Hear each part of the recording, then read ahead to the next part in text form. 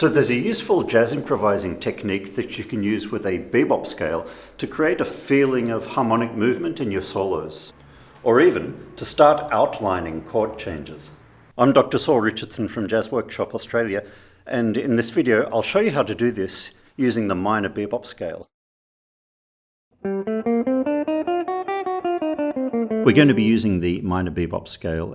Firstly, let me point out that there are 8 different notes in the octave, and the octave is actually the 9th note if you count up from the root note.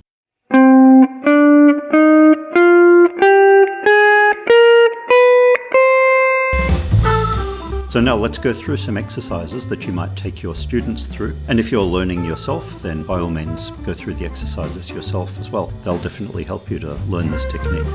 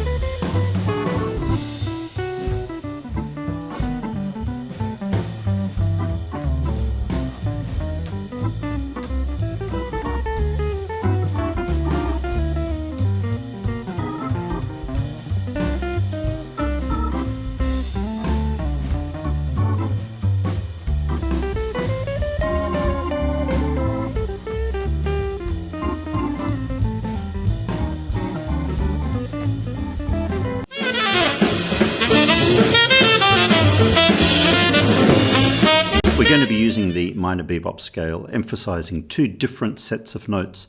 I'm going to be talking about odd numbered notes, 1, 3, 5, 7, and then the octave, which is actually the 9th note.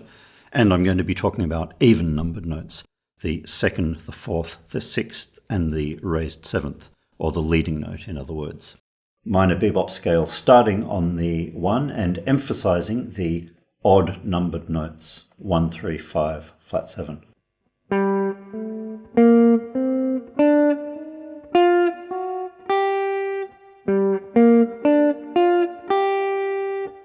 Starting on the 2nd degree of the scale and emphasizing the even numbered notes, the 2, 4, 6, raised 7th.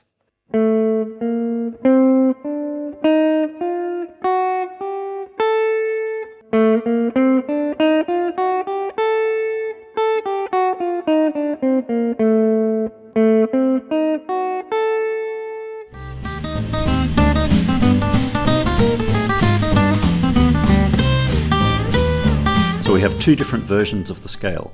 The even numbered notes begin on the leading note and you play up an octave from there.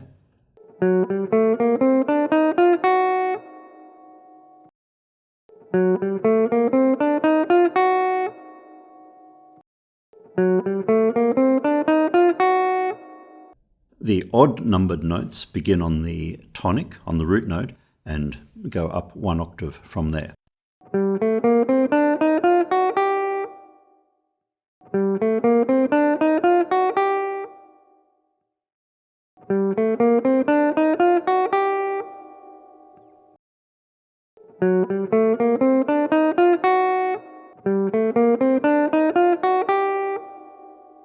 The scale emphasizing the odd numbered notes, in other words the scale starting on the tonic, emphasizes chord 1, 1, 3, 5, 7.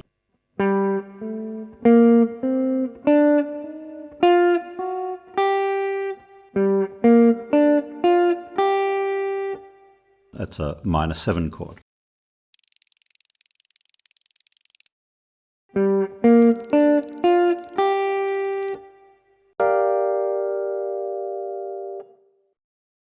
The scale, or the mode of the scale, beginning on the leading note and emphasizing the even numbered notes, outlines chord 5.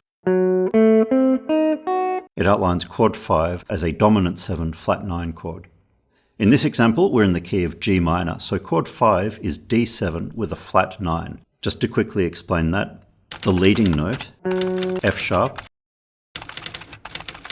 is the 3rd of D. You have the 3rd, then the 5th, then the flat 7th, and then the flat 9th of a D7 chord. So it's a D7 with a flat 9.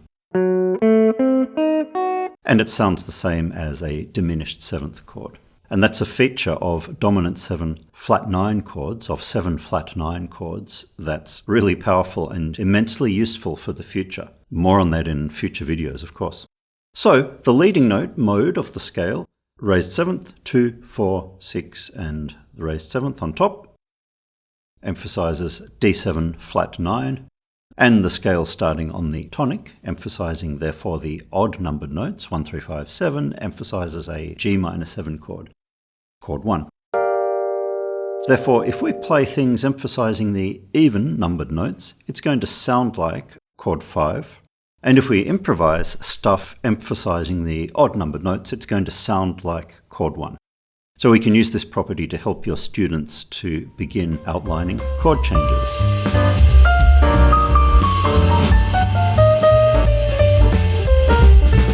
The chord progression we're going to be playing over is chord 2, chord 5, and chord 1. A minor 7, flat 5 for 1 bar, D7 flat 9 for 1 bar, and G minor for 2 bars. So 2, 5, 1, 1.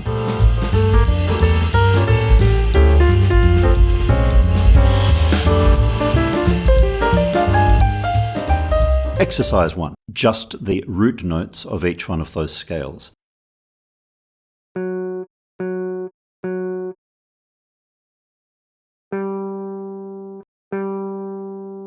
On the first beat of each bar, play the root note of the scale. So, leading note over chord 2, then the leading note over chord 5, and then the tonic, the first, over chord 1. Okay, let's go.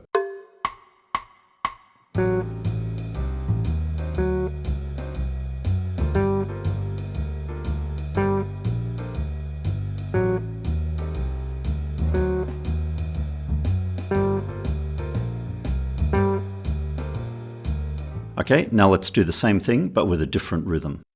For instance, this.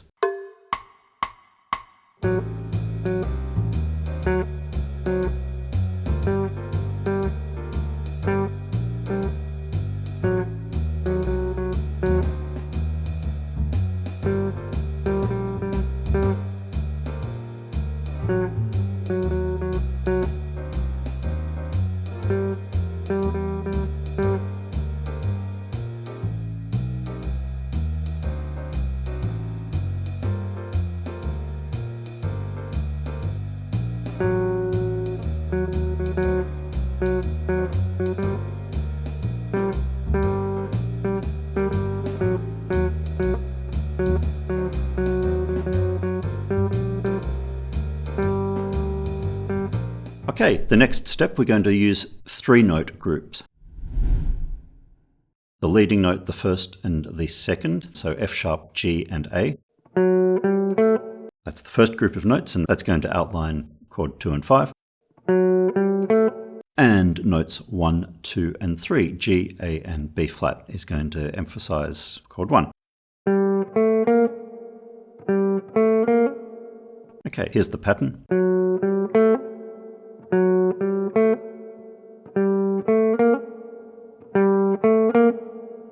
And now let's play them in time.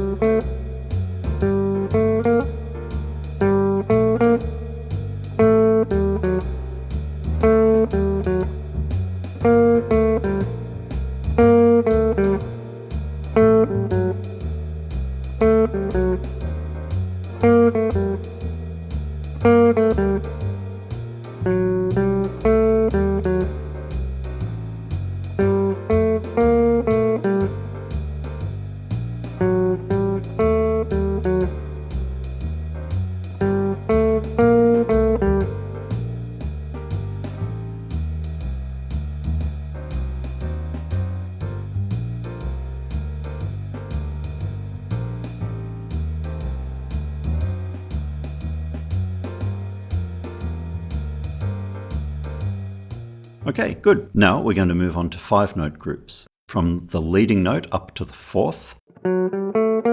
So F sharp up to C. And then to highlight chord 1, we're going to play from the tonic up to the 5th, 1, 2, 3, 4, and 5. Okay, as quavers or eighth notes first.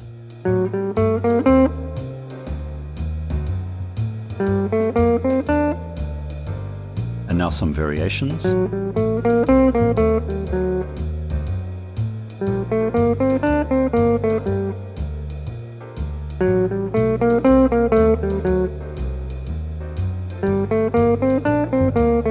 And now improvising using those notes.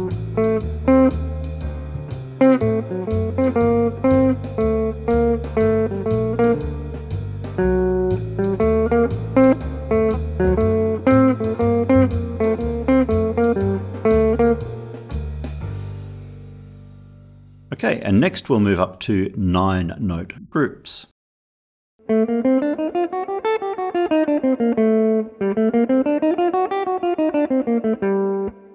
So 1 octave of the mode beginning on the leading note from F sharp up to F sharp, the raised 7th up to the raised 7th. And 1 octave of the scale from the tonic up to the octave. Chord shift implying chord 5 to chord 1.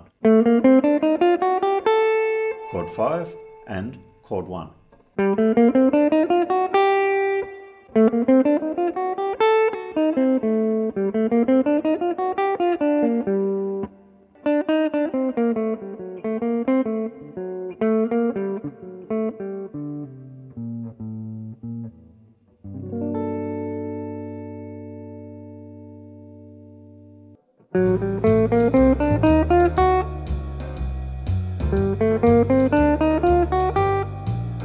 First, the scales and variations.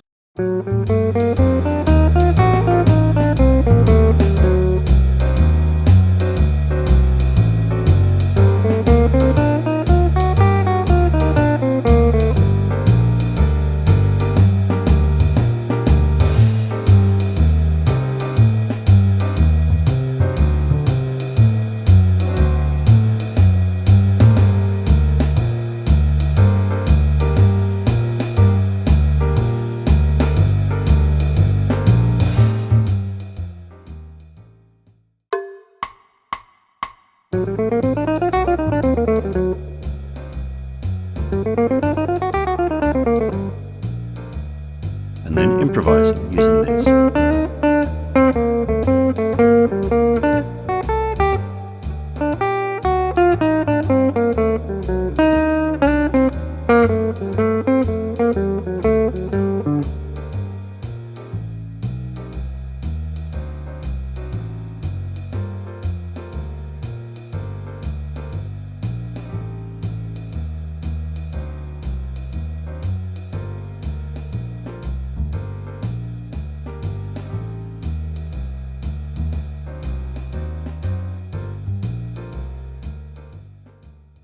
Okay, so the next step might be to then reduce the amount of time on each scale or each chord. So for instance, instead of 2 bars of 2 and 5 and 2 bars of chord 1, we'll just reduce it to half a bar of chord 2, half a bar of chord 5, and then 1 bar of chord 1. So it's a short 2/5.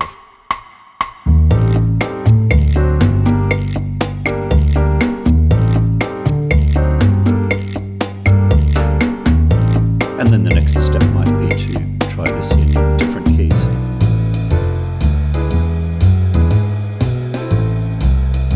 So for instance, here are some examples: 2-5-1 in A minor and 2-5-1 in G minor.